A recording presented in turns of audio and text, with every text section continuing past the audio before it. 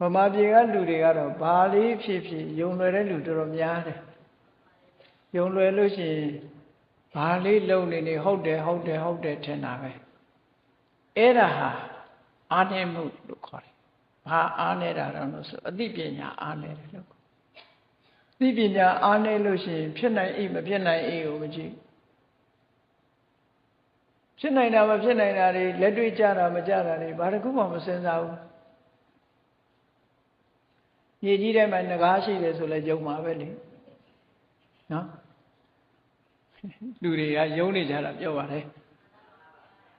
မင်းတို့မင်းကြီးတောင်အလိမ်မိသွားသေးတယ်ကြားဘူးလားမန္တလေးမြို့နေပြီးတော့မင်းတို့မင်းကြီးတောင်တက်လိမ်တဲ့လူရှိတယ်လေအဲ့ငကားကိစ္စအဲ့တော့ငကားပါလာရင်တတိထား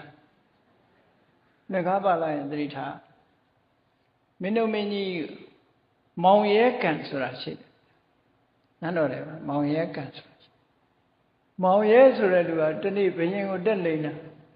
သူကငကားမင်းကြီးကလွတ်လိုက်လို့ဘောဂဝတီငကားပြေကလာတယ်ငကားမင်းရဲ့တမန်မာလို့ပြောဘယ်နေ့ဘယ်ရက်ဟာရှင်မင်းကြီးကိုငကားကလာဖူးပါလိမ့်မယ်ပေါ့အဲ့ဒီချိန်ကျရင်အဲ့ဒီကံထဲကနေပြီးတော့ငကားမင်းကြီးကပေါ်လာပြီးရှင်မင်းကြီးကိုဖူးမြော်ကြောပါလိမ့်မယ်ဆိုတော့ဘယင်ကြီးကလည်းဖူးမြော်ခံနေတာပေါ့နော်အဲ့ဒီနေ့မှာအချိန်နဲ့အတိအကျပြောတယ်အားလုံးကလည်းငကားလာမယ်ဆိုဟုတ်ထင်ညာအဲ့တော့ဟုတ်ထင်တာခုမှမဟုတ်ရင်တော့ကထင်လာလေကြတယ်နော်အဲ့ဒါတွေသတိထားဖို့သိလို့ရတယ်ပေါ့နော်လက်တွေ့မကြတာတွေယုံလွယ်တာမကောင်းဘူးပေါ့အဲ့နေ့ရောက်လာပြီဆိုတဲ့အခါကျတော့မောင်ရဲဆိုတဲ့လူလိန်ကဘာပြောတော့ဆိုလို့ရှိရင်သူကမှန်ပါဗျာငကားမင်းကြီးကတော့ရောက်လာတော့မှာပါဘုံရှိတဲ့ပုဂ္ဂိုလ်များသာသူ့ကိုမြင်ရပါလိမ့်မယ်ဆိုတော့ဘုရင်ကြီးကငါမမြင်ဘူးလို့ပြောရင်သူဘုံမရှိမှရောက်တော့နောက်ဆုံးတော့မြင်လိုက်ရတာပေါ့ဟုတ်တယ်ငါကြီးနော်အလင်းခံရတယ်လို့ခေါ်တာမမြင်ရလဲမြင်ရတယ်ပြောတော့ဘုံရှိတဲ့ပုဂ္ဂိုလ်မှမြင်ရပါတယ်ဗျာဆိုမမြင်ရဘူးဆိုသူဘုံမရှိရရောက်သွားလိမ့်မယ်လေကျန်တဲ့လူတွေကတော့ကိစ္စမရှိဘူးဘုံမရှိလို့သူတို့မမြင်တာတော့လိန်နာညာတာကိုသတိထားဖို့မတ္တမအရေးကြီးတယ်လောကကြီးထဲမှာနေတာတို့စီကလူတွေကတော်တော်များများကတော့အလိန်ခံရင်လို့စောင့်နေတဲ့လူတွေများပါတယ်လိန်မဲ့လူပဲမျောနေတယ်လိန်မဲ့လူကလိန်သာလိန်တရားလူတွေကအစင်နဲ့ပဲယုံဖို့အစင်နဲ့ဆိုတာအဲ့ဒါလို့ဖြစ်ဒါကြောင့်မို့လို့ဘယ်ကိစ္စပဲဖြစ်ဖြစ်အကောင်ပြောတာပဲဖြစ်ဖြစ်အဆိုးပြောတာပဲဖြစ်ဖြစ်ကိုယ်တိုင်သိအောင်လုပ်အလွယ်တကူနဲ့ယုံကြည်မှုဟာမကောင်းဘူးမန္တလေးမြို့ကြီးသီပေါမင်းပါတော်မူသွားတာဆိုတာကိုလည်းပဲကြားဘူးရတယ်မဟုတ်လားရာဇဝင်စကားတွေမှာအဆိုလေးတော့ရှိတယ်ဥကောင်းလိန်ထုတ်သီပေါပြုတ်တယ်ဥကောင်းလေထုတ်သီပေါပြုတ်ဆိုတာကဲမင်းကြီးဥကောင်းကနေပြီးတော့လိန်ပြီးတော့ကလားလက်အပ်လိုက်တယ်လို့ဒီလိုပြောတယ်တကယ်ကတော့မဟုတ်ဘူး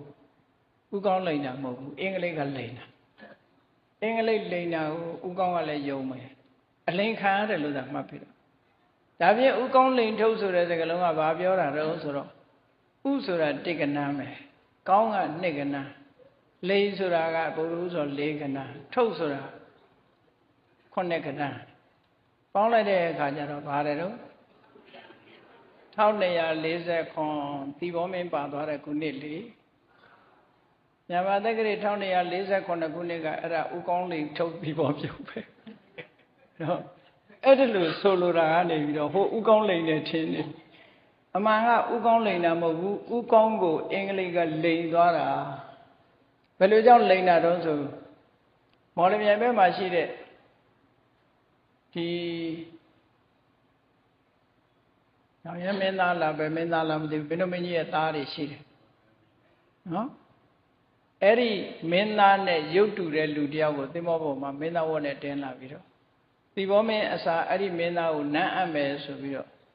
လိန်လာပြီးတော့နမ်းမအပ်ဖို့ အဲ့ဒီအဖြစ်ပြက်ကလေးတွေဘောဓိတရှိအောင်ဖတ်ကြည့်ပေါ့မန်းလေးရာဇဝင်ကိုမန်းလေးနေရင်မန်းလေးရာဇဝင်သိရတယ်တို့လိန်ထုတ်သွားအောင်မလို့ဆိုကြအဲ့တော့အဲ့ဒီလူဟာတွေရှိတယ်ဒါကြောင့်မို့အာထေယမုခောဆိုတာယုံလွယ်တဲ့လူလို့ဆိုလို့တယ်နော်ယုံလွယ်တဲ့လိန်လို့ရတယ်ဘာဖြစ်ခေါင်းထဲမှာဆွဲအောင်မှတ်လိုက်တယ်မဟုတ်တာပြောလဲအေးသူပြောတာဟုတ်တယ်ကောင်းတာပြောလဲအေးသူပြောတဲ့အတိုင်းဟုတ်တယ်ဆိုပြီးတော့လိန်နာညာတာကိုအလွယ်တကူမှတ်ယူတတ်တဲ့ပုဂ္ဂိုလ်မျိုးဟာအာထေယမုခောတဲ့အဲ့ဒီပုဂ္ဂိုလ်မျိုးဟာလည်းပဲအမှန်တရားကင်းတဲ့ပုဂ္ဂိုလ်တရားမရှိတဲ့ပုဂ္ဂိုလ်ဒီပုဂ္ဂိုလ်မျိုးလည်းမဖြစ်သင့်ဘူးလို့ဒီလိုဆိုတာပေါ့နော်မဖြစ်သင့်ဘူးအဲ့ဒီပုဂ္ဂိုလ်မျိုး